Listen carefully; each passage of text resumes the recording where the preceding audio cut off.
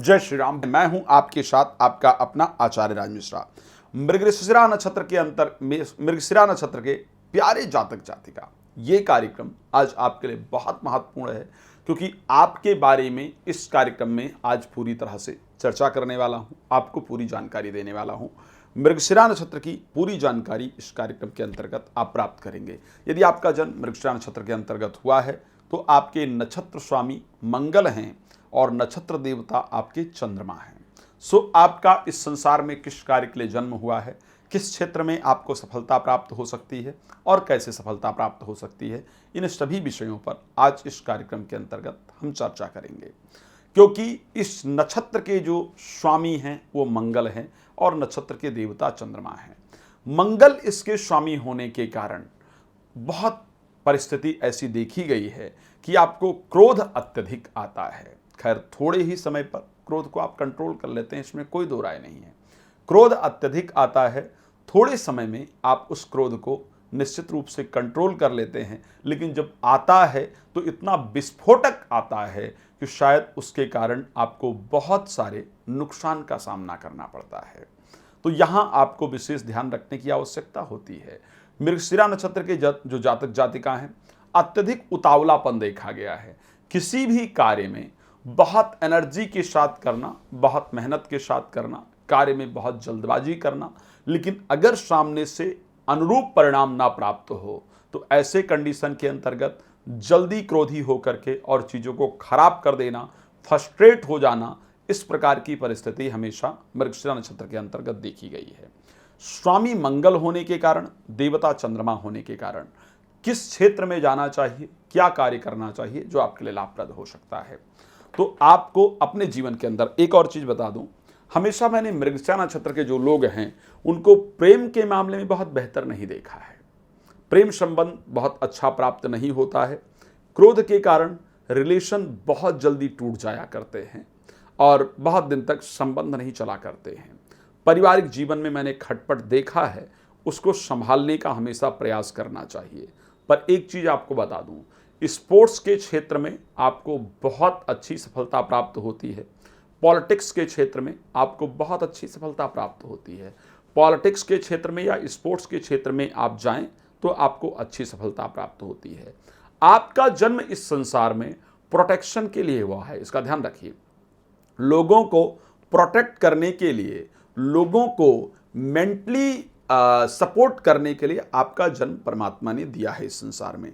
मंगल एक प्रकार से प्रोटेक्टर हैं, मंगल एक प्रकार से सेना है, मंगल एक प्रकार से सुरक्षा प्रदान करने वाले प्लैनेट हैं, जिसके कारण आपको हमेशा आर्मी के क्षेत्र में, आपको हमेशा पुलिस इत्यादि के क्षेत्र में जाना चाहिए। आपको कृषि को प्रोटेक्ट करने का प्रयास करना चाहिए। अगर हो सके तो आपको सिविल सर्विसेज इत्यादि के अंदर भी ट्राई करना चाहिए, जहां से आपको जीवन में सफलता प्राप्त होती है। दूसरा, क्योंकि चंद्रमा आपके नक्षत्र देवता हैं, लोगों को मानसिक रूप से किस प्रकार आप मदद कर सकते हैं, ऐसे क्षेत्र आपको सेलेक्ट करना चाहिए। अगर हम साइकोलॉजिस्ट की बात की जाए या मोटिवेशनल स्पीकर की बात की जाए, ऐसे क्षेत्र आपके लिए बेहतरीन होते हैं। आप मोटिवेशनल स्पीकर बन सकते हैं या बन सकती हैं, आप साइकोलॉजिस्ट बन सकते हैं या बन सकती हैं। अगर आप मेडिकल क्षेत्र में जाते हैं तो स्त्री रोग विशेषज्ञ इत्यादि बनने का भी आपका बेहतर तरीका होता है।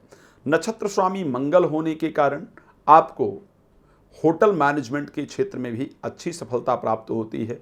स्पोर्ट्स इत्यादि के क्षेत्र में भी आपको अच्छी सफलता प्राप्त होती है।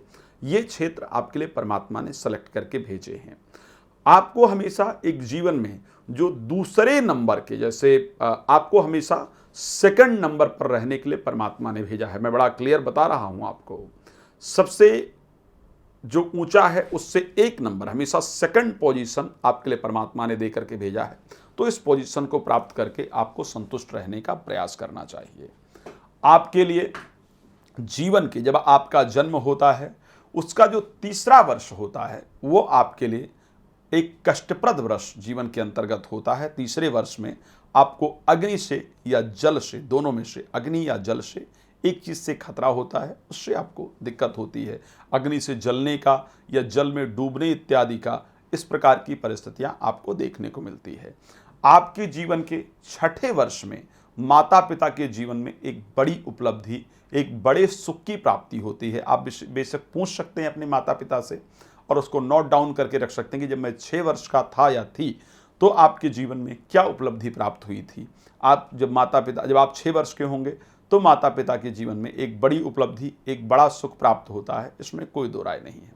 जनरली जो देखा गया है वो बचपन में जो एजुकेशन की परिस्थिति देखी गई है, जो 8वीं क्लास की आप एजुकेशन प्राप्त करते हैं या जो 11वीं क्लास की एजुकेशन प्राप्त करते हैं, यहाँ पर आपको बहुत प्रॉब्लम फेस करनी पड़ती है। ये परिस्थितियाँ आपके जीवन के अंतर्गत देखी गई है। जब आप जीवन के 14वें वर्ष के अंतर्गत होते हैं तो शारीरिक रोग, एक बड़ा रोग परेशान करे, इस प्रकार की परिस्थिति आपके शरीर के अंतर्गत देखी गई है।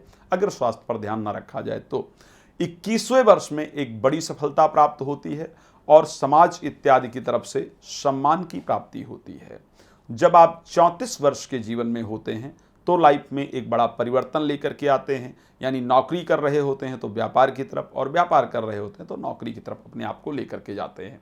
42वां वर्ष मृत्यु तुल्य कष्ट का होता है। शरीर में बहुत पीड़ा या किसी प्रकार की दुर्घटना इत्यादि की संभावना देखी जाती है, मृत्यु तुल्य कष्ट होता है।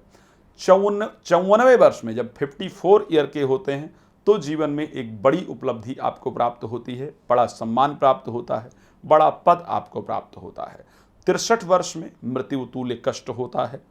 65वें वर्ष में, अगर 63वां वर्ष बेहतर तरीके से निकाला जाए, स्वास्थ्य इत्यादि का ध्यान रखा जाए, 65वें वर्ष में उच्च पद प्राप्त होता है। चलिए अब इस कार्यक्रम को विराम देते हैं। रात को 9 बजे, दोपहर को 12 बजे हम आपके साथ लाइव आते हैं। एक बात पर ध्यान रखना है, प्लीज़ लाइक जरूर कीजिएगा, वीडियो को शेयर करके रखिएगा।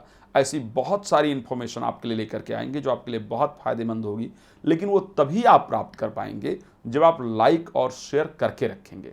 तो आप मेरे साथ लाइव में जुड़ सकते हैं और जानकारी प्राप्त करना चाहते हैं पहले या बाद में तो मुझे कॉल कर सकते हैं। आपका बहुत धन्यवाद इस कार्यक्रम में जुड़ने के लिए। जय श्री राम।